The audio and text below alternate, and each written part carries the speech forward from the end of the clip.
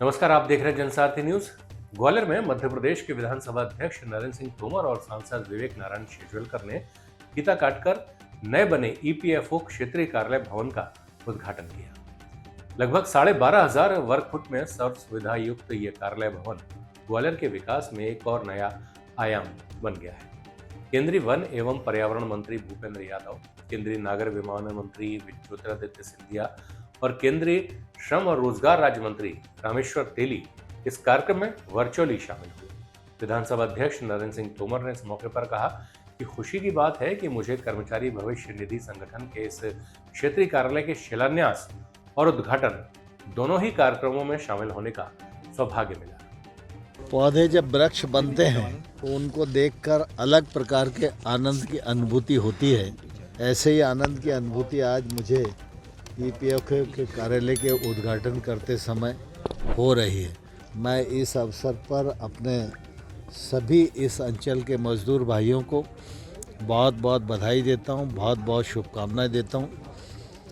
प्रधानमंत्री नरेंद्र मोदी जी के नेतृत्व में, भूपेंद्र यादव जी के मार्गदर्शन में श्रम मंत्रालय और ईपीएफओ दोनों बहुत तेज़ी के साथ अपने आप में गुणात्मक परिवर्तन कर रहे हैं और आम मजदूर को सेवा और उसका हक मिल सके इसका प्रयत्न कर रहे हैं। आपने आज देखा होगा कि एक ज़माना था जब 11 करोड़ 74 लाख खाते हुआ करते थे ईपीएफओ के, आज 30 करोड़ अकाउंट हैं।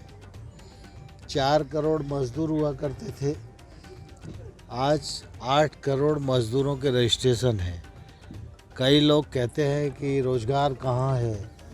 ईपीएफओ का ये अकाउंट इस बात का प्रमाण है कि रोज़गार कितनी तेज़ी के साथ बढ़ रहा है और अपनी कार्य पद्धति में मज़दूरों का हक मज़दूरों को मिले और उनका वेलफेयर हो सके, इस मामले में ईपीएफओ का बहुत बड़ा योगदान है।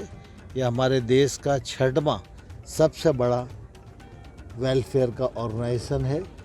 यहाँ कर्मचारियों ने इस पूरे कार्यक्रम की व्यवस्था की, उसके लिए मैं हृदय से उनको धन्यवाद देता हूँ और सभी मजदूर भाइयों और बहनों को बहुत बहुत बधाई। तेज़ी से हवाई जो यात्रा है वो लोगों को उपलब्ध हो, इसका इंतज़ाम मोदी जी की सरकार कर रही है और पिछले दिनों हवाई अड्डों की संख्या दुगनी हुई है।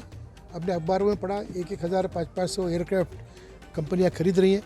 तो मेरा मानना है कि विस्तार तेज़ी से होगा और बहुत सारे शहर हमारे ग्वालियर से जुड़ेंगे और हमारे ग्वालियर के नागरिकों को हवाई यात्रा की सुविधा उपलब्ध होगी। दुर्भाग्यपूर्ण मानता हूँ मैं, और मैं जब पहली बार महापौर था तब 2008-9 में हमने जो वो ठोस अपशिष्ट प्रबंधन जो काम प्रारंभ किया था, मेरे हटने के बाद और दोबारा मेयर बनने के बाद भी जो प्रगति उसमें होनी चाहिए थी वो नहीं हो पाई।